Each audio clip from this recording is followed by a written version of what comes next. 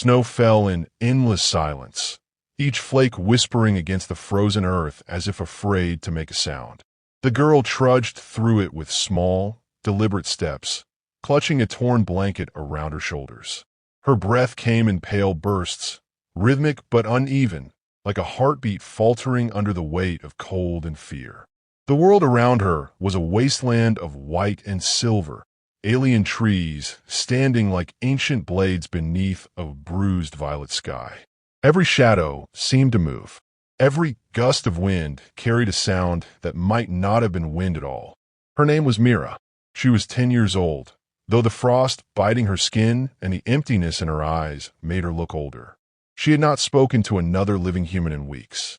Her only company was the memory of a voice, a low, calm tone that spoke in codes and survival rules. "Count your breaths," that voice had said once, "and count your steps. When you stop counting, they found you." She counted now. 17, 18, 19.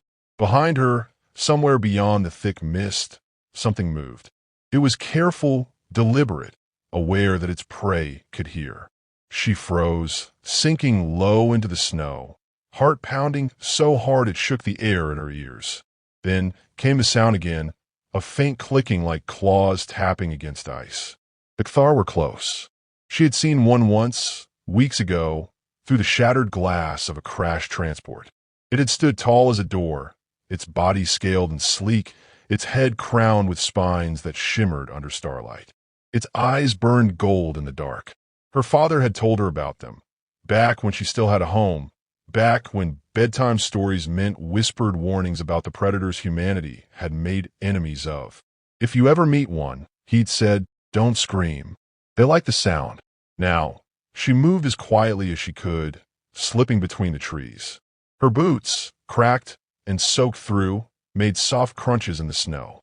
She cursed the noise under her breath and shifted her weight onto the balls of her feet like her father had taught her. "Keep low, keep balanced, keep moving." She repeated the words like a prayer. In the distance, a light flickered through the mist, a faint orange glow, the shape of fire. Hope clawed its way in her chest, fragile but real. Fire meant life, or maybe ruins, but either could mean warmth. She pressed forward, keeping one hand on the trunk of a nearby tree for balance. Her fingers were numb, her breath shallow, but she pushed on until the forest broke open into a clearing. An old outpost lay half buried in snow and frost. Its walls collapsed and antennas snapped. A small fire burned in a metal barrel near the entrance, though it flickered weakly, fed by nothing but wind and memory. She hesitated, scanning the area. No footprints, no movement. Either the fire had been left long ago, or its maker was watching. Mira crept closer. The warmth brushed her face for the first time in days. She reached her hands toward it, then froze as she saw the shape half hidden beneath a steel beam. A skeleton in tattered combat armor, its chest still bearing the insignia of the Interstellar Recon Corps. The symbol was one she knew too well, a winged skull marked with the number IR-77. Her father's unit, the Demon Squad. Her pulse quickened. She knelt beside the fallen soldier, brushing away snow to reveal a cracked communicator still attached to the armor. She turned the dial with trembling fingers, static filling the air. "Echo 9 Actual," she whispered. Her voice cracked from disuse. "This is Cub. Please come in." For a long moment, there was nothing but the sound of wind. Then, faint through the static, came a reply. "Cub." The voice was distant, distorted, but it carried the weight of command. Hold position. Her breath caught in her throat. She knew that voice. It was deeper, rougher than in her memories, but it was him, her father. "Daddy," she whispered. "Is that really?" The signal cut off with a burst of static. She stared at the radio as if willing it back to life. "Please," she said softly, "say something." The communicator stayed silent. Then from the tree-line came another sound, a deep growl that rolled across the snow. Myra's head snapped up. Between the mist and shadows, golden eyes glowed. One pair, then two, then five. The Kthar pack emerged slowly, their bodies glistening under the pale light. They moved with the confidence of predators who knew victory was inevitable. The leader, taller than the rest, clicked its mandibles and tilted its head, studying her. Myra's hand moved to the communicator. She pressed the transmit button again, whispering frantically, "Echo 9 Actual, they found me." Static answered. The leader took a step forward, its long claws dragging against the snow. It spoke in a guttural imitation of human language. "Small one, no fear." She didn't answer. Her father's lessons flooded her mind. Don't run unless you have somewhere to go. Don't scream unless you want to die. Her breath steadied. Her fingers clenched around the communicator. The alien's tongue flicked, tasting the air. It took another step. Then a sharp crack split the stillness. A suppressed rifle shot. The creature's head snapped back, a spray of dark blood misting the air. Before the others could react, two more fell, one to a throat shot, another through the chest. Mira ducked low as chaos erupted. Plasma bolts cut through the night, sizzling against metal and ice. She saw flashes of movement between the trees, a figure moving faster than her eyes could track. Armored, cloaked, human. The surviving Kthar hissed in panic, retreating into the forest. One stayed behind, firing blindly toward the shadows. A knife cut its cry short. Silence returned as quickly as it had been broken. Mira rose slowly, clutching the communicator to her chest. Her gaze darted to the tree lane. A tall figure stepped out of the mist. The armor was battered, dark, its surface scarred with age and battle. The helmet's visor glowed faint blue. For a heartbeat, she couldn't breathe. The voice from the radio came again, this time clear, direct, right in front of her. "Cub." She took a hesitant step forward. "Dad." He lowered the rifle, the barrel steaming from the cold, and pulled back his hood. The face beneath was gaunt, marked with grime and exhaustion, but the eyes, those eyes, were the same as she remembered. He gave a faint nod. "You kept moving," he said. Myra's voice trembled. "You found me. I never stopped." He glanced toward the bodies in the snow, then back at her. "We need to go. More will come." She reached out, and he caught her hand, his grip firm and warm through the glove. For the first time in weeks, she felt safe enough to cry. He turned toward the forest again, scanning the horizon. The snow began to fall heavier, hiding the blood, the bodies, and their footprints. In the distance, faint mechanical clicks echoed through the storm. New hunters closing in. Mason adjusted his rifle and looked down at her. "Stay close, Cub. They think they're hunting a child." His voice hardened. "They're wrong." Together, they vanished into the storm, leaving only silence and a broken signal whispering through the static. "Hold position." The forest swallowed sound, turning every heartbeat into thunder. Mason moved with predatory precision, each step calculated to disturb nothing. The snow barely shifted beneath his boots. He carried Mira close against his chest, her small frame wrapped in his cloak, her breathing shallow and steady. The thermal mesh in his visor painted the world in layers of color. Heat, motion, life. He saw the aliens as flickers of orange drifting through the blue-white mist, circling like wolves that didn't yet realize they'd entered another predator's territory. He had been hunting them for years, alone and presumed dead. The Interstellar Recon Corps had written him off after the ambush on Delta Ridge. Demon Squad, IR-77, his unit, had been annihilated. All but him. He had survived by learning the Ktharas patterns, their instincts, their fear. They thought in hierarchies of dominance. They worshipped strength. Every kill he made was a message they pretended not to understand. Until today, until they came for his daughter. Mira stirred slightly. Her fingers brushed the armored plate over his heart, as if confirming he was real. "You came," she whispered, so softly it was almost part of the wind. "Always," he said. The word was gravel, pulled from years of silence. He adjusted her higher in his arms. "You still remember what I taught you? Stay low. Count 6 before moving. Good girl." He allowed himself a small, fleeting smile that vanished as quickly as it came.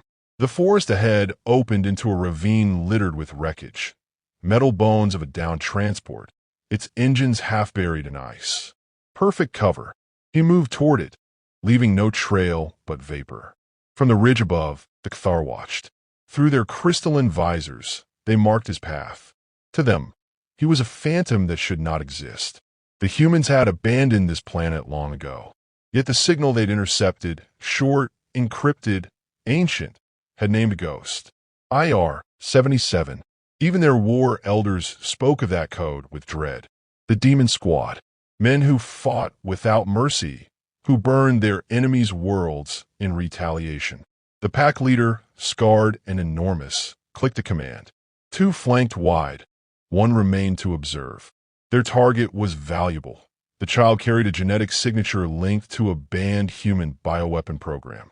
That was what their war masters had said.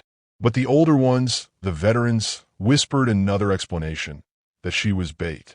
Mason laid Mira inside the hollow of the transport and drew his rifle. His armor shifted soundlessly as he activated the cloaking mesh. The HUD displayed movement markers, 5 hostiles closing fast. He crouched, listening to the rhythm of the snow. "Mira," he said quietly, "do you still know the phonetic alphabet?" "Yes. When I say echo, I want you to start whispering it. Slow, steady. That sound will draw them closer. Understand?" Her eyes widened, but she nodded. "You'll be here. Always." He slipped into the storm, vanishing from her sight. Moments later, Mira began to whisper, voice trembling, "Alpha, Bravo, Charlie." The sound carried just far enough through the still air. The Cathar closed in, moving in a half-circle around the wreck. Their armor hissed as it adapted to the cold, scales flexing in rhythm. 1 crept toward the opening, plasma blade drawn.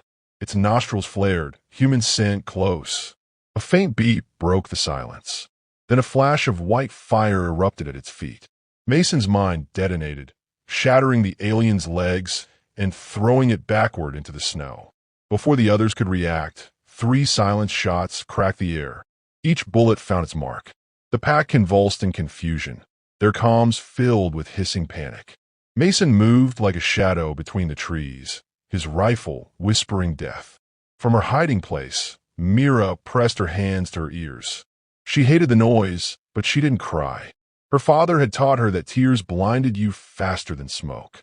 When the silence returned, she peeked out and saw him through the storm, standing over the fallen bodies.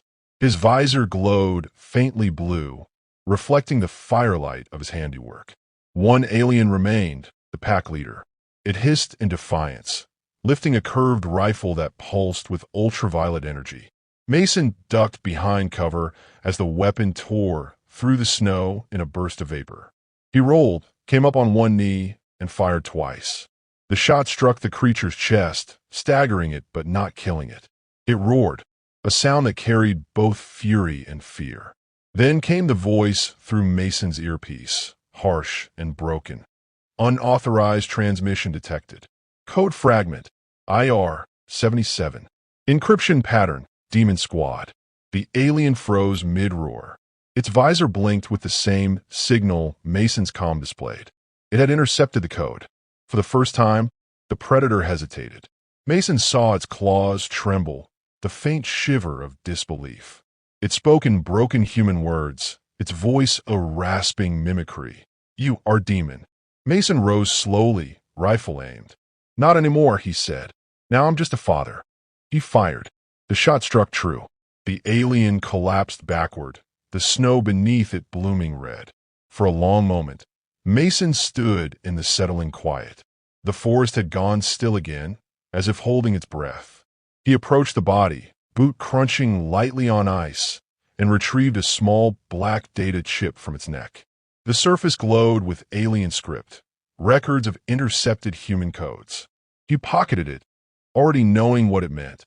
His old signal was active again. Somewhere above the planet, someone was listening. He returned to the wreck and knelt beside Mira. She looked at him with wide eyes, her face pale but dry. "Are they gone?" "For now." He brushed a lock of hair from her forehead. "You did good." She looked past him at the smoking shapes outside. "You're not afraid of them." "I learned fear a long time ago," he said quietly. "Then I stopped needing it." He checked his ammo, adjusted the rifle's power cell. The snowstorm was thickening, clouds twisting overhead like bruises. "They'll send more," he muttered. They always do. Mira hesitated, then asked, "What did that one call you?" Mason's jaw tightened. "A name I thought I buried." "Demon." He nodded. "That's what they called us. We were ghosts they couldn't kill." "What?" He looked at her, his expression unreadable behind the visor. "Because we fought back harder than they expected." Outside, the wind shifted, carrying faint sounds, chirps and screeches, distant but growing. Reinforcements. Mason lifted Mira again and slung his cloak tighter around them both. "We move east," he said. "There's a ridge ahead with better cover. From there, I can reach a relay point." "Will they come for us again?" she asked. "They will," he said. "But now they know who we are. That'll make them think twice." As he stepped into the storm, the snow caught the dying light, turning the air into a haze of silver and blood. Mira tucked her head against his shoulder, listening to the steady rhythm of his heart beneath the armor. He moved with relentless purpose, each step measured, silent, final. Behind them, the corpses began to fade into the mist, swallowed by cold and memory. The forest seemed to whisper their echo, "Demon, demon," as if the word itself carried weight enough to shape the air. Mason didn't look back. He didn't need to. The war was awake again, and the hunters were beginning to understand the truth. The child they chased was never their prey. She was the reason the demon walked again. The first flare of alien reinforcements lit the horizon as he disappeared into the white. The ridge loomed above them like a blade drawn from the earth, its jagged edge piercing the gray sky. Mason climbed steadily, each step driving deep into the frozen slope. The wind clawed at his armor, howling through the trees as if warning them to turn back. Mira clung to his back, her small arms locked around his neck, her face pressed against the fabric of his hood. She could feel the tremors of exhaustion in him, though his movements never faltered. He was running on instinct now, driven by something older than training, pure, unyielding will. When they reached the crest, the valley below unfolded into view, a wasteland of frost and broken machines. The remnants of battles long forgotten lay scattered across the snow, shattered drones, blackened armor, the bones of war. In the distance, faint lights flickered like dying stars. Mason knelt, setting Mira gently on the ground. "We rest here," he said. His voice was quiet but sharp, a command layered with fatigue. Mira nodded, wrapping her blanket tighter. "Will they find us again?" "Eventually," he said. "They always do." He scanned the horizon through his visor. Thermal signatures flickered faintly along the tree line, far but closing. The Kthar weren't retreating anymore. They were converging. He opened the small data chip he'd taken from the dead leader. Streams of alien symbols flowed across his wrist display. His translator hummed softly, deciphering fragments of intercepted human transmissions. One line stood out, clear amid the noise. Signal confirmed. IR 77 operative alive. Target priority elevated. So they knew he was here. The code that once inspired fear had become a beacon, drawing both sides to him. "You shouldn't have heard that code," he muttered. "Now you've made this personal." Mira watched him silently. She didn't understand the full meaning of what he said, but she could feel the heaviness in his tone. "Is it bad?" she asked. He looked at her, and for a moment, the soldier's mask cracked. "It means they'll come in force. And when they do, I won't be able to run anymore. Then we fight," she said, the words trembling but certain. A faint smile tugged at his lips. "You really are my kid." He opened a compartment on his gauntlet and withdrew a small transmitter, a relic from his squad. It bore the same insignia etched on his dog tag, a winged skull surrounded by a ring of numbers. He pressed the activation stud. The device blinked red, then blue, pulsing with life for the first time in years. High above the clouds, a dormant orbital relay came online, its sensors reawakening after long hibernation. Somewhere in the static of the cosmos, the old demon squad code whispered across the void. Mira tilted her head. "What did you do?" "I called for help," he said. "Or vengeance. Hard to tell which these days." The snow began to fall harder, thick flakes swirling in chaotic spirals. Mason adjusted the rifle strap on his shoulder and turned his gaze east. The first shapes emerged through the storm, tall, skeletal figures moving in perfect formation. Their armor shimmered like oil, bending the light. The Kthar reinforcements had arrived. He crouched beside Mira. "You stay here. No matter what happens, don't move until I tell you. You remember the distress code?" She nodded. "Echo 9 actual." "Good. If I fall, you send it again." Loud and clear. She gripped his sleeve. "You're not going to fall." He placed a gloved hand over hers. "Then I'll give you a reason to believe that." He rose and moved forward, his silhouette swallowed by the storm. The world narrowed to motion, sound, and breath. Plasma bolts sizzled through the air, painting the snow with streaks of green light. Mason moved like water, weaving through the chaos, every shot precise, every motion deliberate. He wasn't fighting for victory, he was fighting for time. The aliens advanced relentlessly, but each step they gained cost them blood. Mason triggered a remote charge, and an explosion tore through the ridge, scattering debris and bodies. He reloaded, breathing hard, his armor scorched from near hits. Through the haze, he saw their leader, a massive Kthar commander adorned with ceremonial scars, raise a signal spear, rallying the pack. The commander bellowed, its voice echoing across the valley. "Human demon, you will die as your kind did before." Mason steadied his aim. "You've got that wrong," he said under his breath. "We don't die easy." He fired. The bullet pierced the commander's chest, sending it sprawling backward. The rest hesitated, confusion rippling through their ranks. Above them, the sky began to glow, not from fire, but from orbit. A rumble like distant thunder rolled through the clouds. Then, streaks of light descended, metal shards falling like angels with burning wings. The orbital drones had heard his call, old weapons forgotten by command, still loyal to the code that bound them. Mira shielded her eyes as the sky erupted. The bombardment came in waves, shattering the valley in bursts of white fire. The ground trembled. The air burned. The aliens screamed, their formation breaking apart under the onslaught.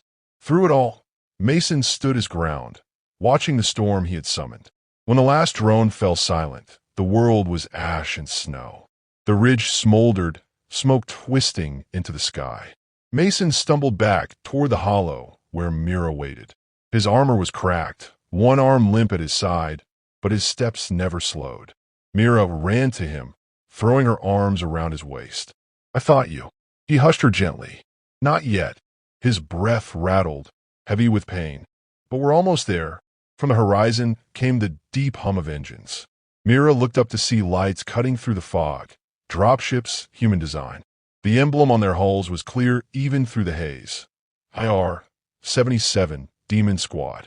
The signal had reached them after all. As the ships descended, Mason sank to one knee, exhaustion overtaking him. Mira clung to him, tears freezing on her cheeks. "They're coming," she whispered. "I know." He managed a weak smile. "Told you we never die easy." The dropships landed, snow swirling around their thrusters. Armored figures poured out, their visors glowing blue. One knelt beside Mason, scanning him quickly. "Echo 9 actual," the soldier said, disbelief in his voice. "We thought you were gone." "Not gone," Mason rasped. "Just waiting for the right signal."